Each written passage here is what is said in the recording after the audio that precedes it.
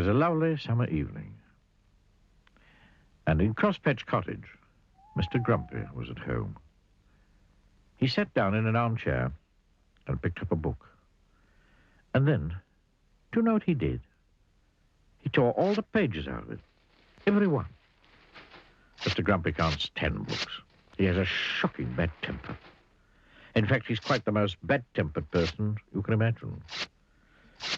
Grumpy by name and even more grumpy by nature.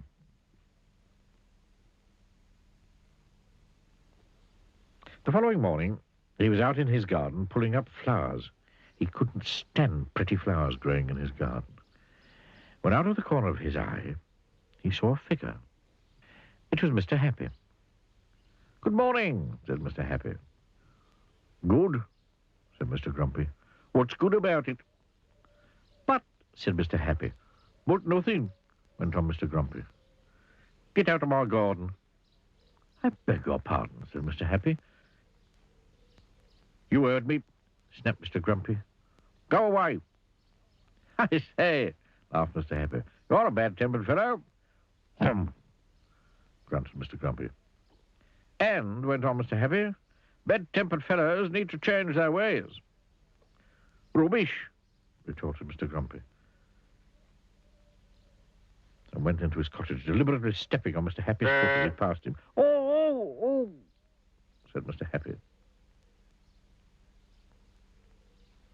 Bang went the door of Crosspatch Cottage as Mr. Grumpy slammed it behind him. Mr. Happy stood there looking not quite so happy as he normally does.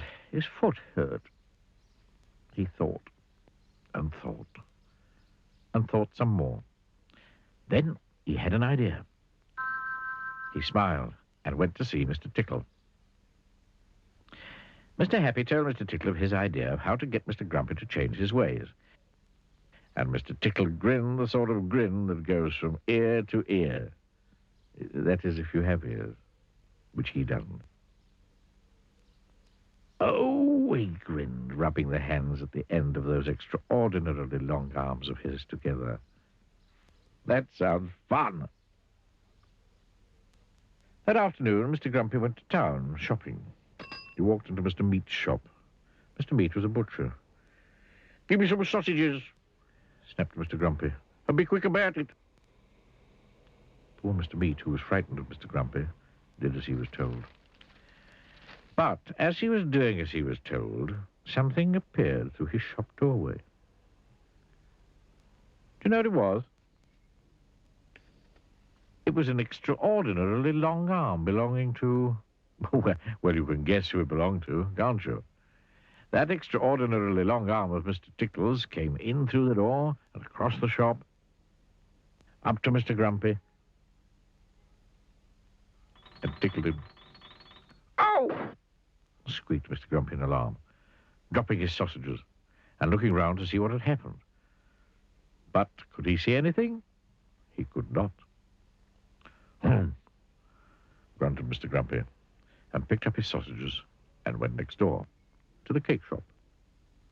Crash went the door of the shop. "Give me a cake," snapped Mr. Grumpy, "and hurry up." Poor Mrs. Fairy, who sold cakes, was frightened of Mr. Grumpy, so she did as she was told. But as she was doing as she was told, guess what happened? "Oh!" squeaked Mr. Grumpy, dropping his cake and his sausages. He just could not understand what was happening.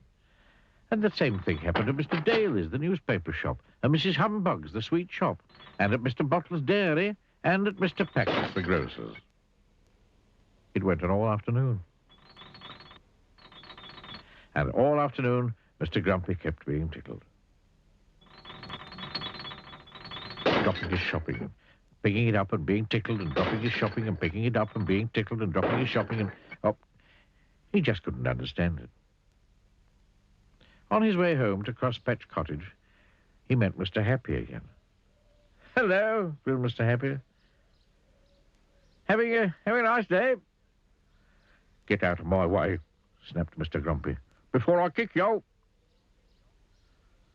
But almost before the words had passed his lips, that extraordinarily long arm of Mr. Tickle's had appeared from behind a tree and tickled him yet again. He jumped in the air and dropped all his shopping yet again and fell over. Mr. Happy looked down at Mr. Grumpy lying amid a jumble of sausages and cake and newspapers and sweets and milk and cornflakes. I think he laughed that if you were to change your ways and not be quite so bad-tempered, quite so often, this sort of thing might not happen to you quite so often. "Oh," grunted Mr. Grumpy.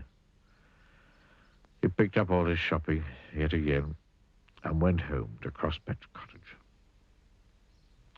But on his way, he did think about what Mr. Happy had said, because he very definitely did not like what had happened to him that afternoon.